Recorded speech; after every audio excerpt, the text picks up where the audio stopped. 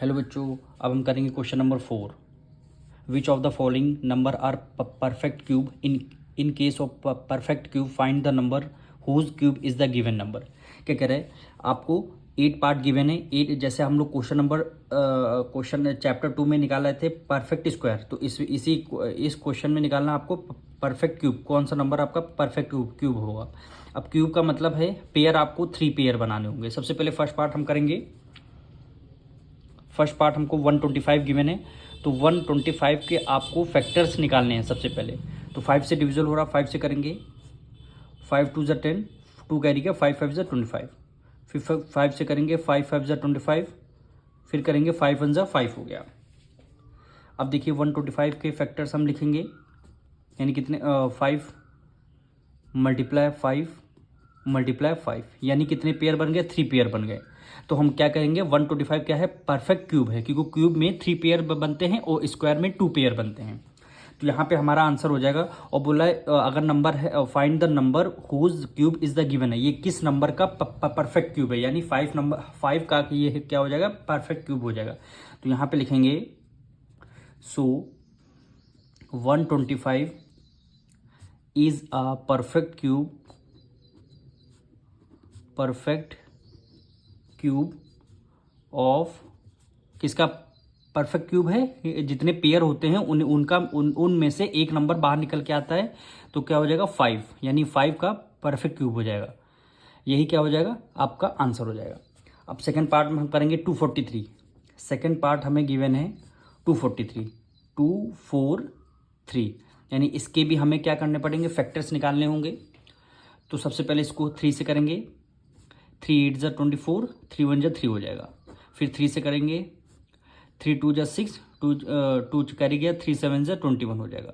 फिर 3 से करेंगे, 3 9 ज़ा 27, फिर 3 से करेंगे, 3 3 ज़ा 9, फिर आपका 3 1 ज़ा 3 आ जाएगा। इसको आपको सारे फैक्टर्स लिखने होंगे, यानी 2 4 3 इक्वल टू कितने 3 के 1 2 3 4 5 क्यूब आ गए, यानी 3 मल्टीप्लाई 3 मल्टीप्लाई 3 मल्टीप्लाई 3 मल्टीप्लाई 3। अब इसमें देख रहे हैं पेयर, आपको 3 3 के पेयर लेने हैं। 3 का पेयर आपने ले लिया, तो ये क्या बनना है, अगर एक और 3 होता तब ये 3 का पेयर हो जाता, यानी ये क्या है, 3 का पेयर नहीं है, तो ये आपका परफेक्ट क्यूब नहीं होगा, क्योंकि क्यूब में 3 3 के पेयर बनना कंपलसरी है। अगर यहाँ पे एक और 3 होता तब हम 3 के पेयर बना लेते, 3 3 जा 9 हो जाता, तो ये आंसर क्या हो जाता, 9 आपका परफेक्ट क्यूब आ जाता।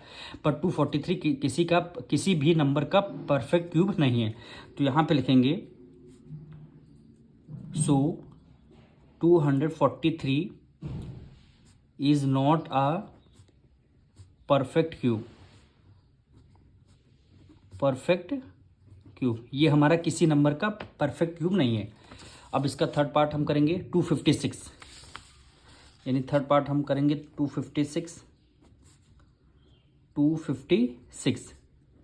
अब इसका क्यों हम फैक्टर निकालेंगे, 2 से लास्ट में इवन नंबर है तो हमारा 2 से डिविजल होगा, यानी 2 1 ज़ा 2, 2 2 ज़ा 4, 1 कैरी गया, 2 8 ज़ा 16 हो गया। फिर 2 से करेंगे, 2 6 ज़ा 12, 2 4 ज़ा 8। फिर 2 से करेंगे, 2 3 ज़ा 6, 2 2 ज़ा 4। फिर 2 से करेंगे, 2 1 ज़ा 2, 2 6 ज़ा 12। फिर हम 2 से करेंगे, 2 8 ज़ा 16, 2 4 ज़ा 8, 2 2 ज़ा 4 और 2 1 ज़ा 2 हो जाएगा।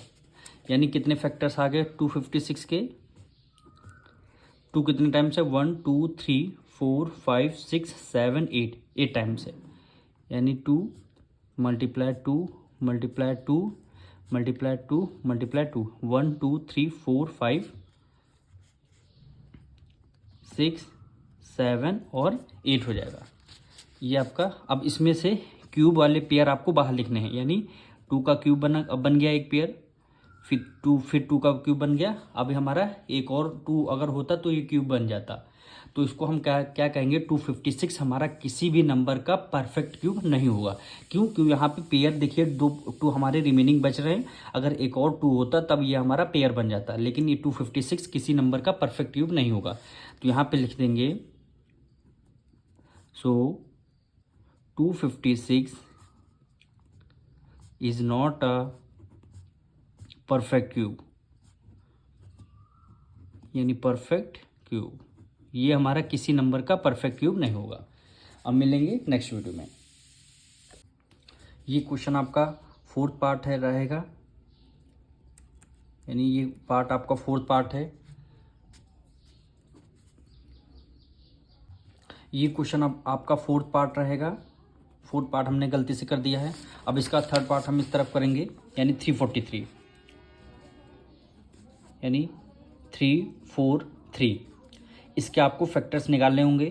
तो ये नंबर 343 7 का क्यूब होता है। हम 7 से करके देखेंगे पहले, यानी क्या होता है 7 4 जा 28, 28 29 30 31 32 33, यानी 5 7 9 6 बचा, 7 9 जा क्या होता है 63। फिर हम 7 से करके 7 9 जा सॉरी यहाँ 9 होगा। फिर हम 7 से करके देखेंगे, 7 7 जा 49। फिर क्या होगा 7 1 जा 7 हो गया। अगर ऐसे नहीं समझ में आ रहा है तो आप 7 से डिवाइड करके देख लीजिए 3 4 3 को। 7 4 जा 28, 14 में से 8 गया 6 आएगा, यहाँ पे 0 हो जाएगा। फिर आपने 3 को राइट डाउन कर दिया, 7 9 जा 63, देखिए 63 आ गया, रिमाइंडर की तरह 0 आ गया, यानी कितने 49 टाइम्स गया। फिर 7 7 जा 49, फिर 7 1 जा 7 हो गया, यानी आपका 3 4 3 7 मल्टीप्लाई 7 मल्टीप्लाई 7, यानी किसका स्क्वायर होता है, किसका क्यूब होता है 7 का क्यूब होता है 343। तो यहाँ पे लिख देंगे 343 is a perfect cube of 7, यानी क्या हो जाएगा 7 का ये परफेक्ट क्यूब हो जाएगा। अब इसका हम फिफ्थ पार्ट करेंगे 8000, यानी फिफ्थ पार्ट 8000 हमें गिवन है। इसके हम मल्टीपल्स निकालेंगे, यानी फैक्टर्स निकालेंगे। 2 से करेंगे, 2 4 जा 8 30, फिर 2 से करेंगे 2 2 जा 4 30 आ जाएंगे। फिर 2 से करेंगे 2 1 जा 2 30। अब हम 2 से करेंगे 2 5 जा 10, अब 2 0 आ जाएंगे। फिर 2 से करेंगे 2 2 जा 4, 2 5 जा 10 और लास्ट में आपने 0 राइट डाउन कर लिया। फिर 2 से करेंगे 2 1 जा 2, 2 2 जा 4, 2 5 जा 10। अब ये नंबर देखिए 5 एक 6 प्लस 2 8 हो गया। 8 3 की टेबल में नहीं आता, तो ये किससे डिवाइड होगा 5 से, यानी 5 2 जा 10, 2 कैरी गया, 5 5 जा 25। फिर 5 से करेंगे 5 5 जा 25, फिर 5 1 जा 5 आ जाएगा। अब इसके आपको मल्टीपल सारे लिखने हैं, यानी 8000 के मल्टीपल्स आपको 1 2 3 4 5 6, यानी 2 मल्टीप्लाई 2 मल्टीप्लाई 2 मल्टीप्लाई 2 मल्टीप्लाई 2, यानी 1 2 3 4 5 और ये 6 हो गया। 6 है और 5 है 3 टाइम्स। यहाँ पे लिखेंगे 5 मल्टीप्लाई 5 मल्टीप्लाई 5 हो जाएगा। ये देखिए 2 का क्यूब बन गया, फिर 2 का क्यूब बना, फिर 5 का क्यूब बना, यानी 8000 इक्वल टू क्या आ जाएगा, क्यूब में से 1 2 बाहर आ गया, फिर 2 से 1 2 बाहर आ गया, फिर 5 में 1 5 बाहर आ गया। तो 8000 इक्वल टू आपका हो जाएगा 2 2 जा 4, 4 5 जा 20। ये किस नंबर का क्यूब हो जाएगा 20 का। अब हम करेंगे इसका 7th पार्ट 5 3 2 4। इसके आपको फैक्टर्स निकालने, लास्ट में क्या है इवन नंबर है, तो हम कैसे 2 से डिविजल करेंगे, यानी 2 2 जा 4 1 कैरी गया, 2 6 जा 12 1 कैरी गया, 2 6 जा 12, फिर 2 2 जा 4 हो जाएगा। फिर 2 से करेंगे 2 1 जा 2, 2 3 जा 6, 2 3 जा 6, 2 1 जा 2 आ गया। अब देखिए लास्ट में ऑड नंबर है, ये 2 से डिविजल नहीं होगा, तो हम किससे करते हैं 11 से इसको डिविजल करते हैं। यहाँ पे 11 से डिवाइड करके देख लेते हैं 1 3 3 1 को। 11 का ये क्या है क्यूब है, तो हम तब भी आपको 11 से डिवाइड करके दिखा देते हैं। 11 1 जा क्या होता है 11, 3 में से 1 गया 2 आ गया, फिर आपने 23 ये 3 को राइट डाउन कर लिया। 11 2 जा 22, 3 में से 2 गया 1, 1 को राइट डाउन कर लिया, फिर 11 1 जा 11 आ गया, रिमाइंडर यानी 0 आ गया। तो 11 टाइम्स में कितने टाइम गया 121, फिर 121 किसका स्क्वायर होता है 11 का, फिर 11 11 जा 129, 11 1 जा 11 हो जाएगा। अब इसको आपको देखिए क्यूब 11 का तो बन गया, पर आपका 2 का क्यूब नहीं बन पा रहा, तो यहाँ पे देखिए 5 3 2 4 इक्वल टू आ जाएगा 2 मल्टीप्लाई 11 मल्टीप्लाई 11 मल्टीप्लाई 11। ये देखिए 11 का तो क्यूब आपका बन चुका है, लेकिन आपका 2 का क्यूब नहीं बनता, तो ये क्या परफेक्ट स्क्वायर आपका नहीं होगा। तो यहाँ पे लिखेंगे 5 3 2 4 is not a perfect cube. Perfect cube ये क्या है, 5 3 2 4 आपका परफेक्ट क्यूब नहीं है। अब लास्ट पार्ट हम करेंगे,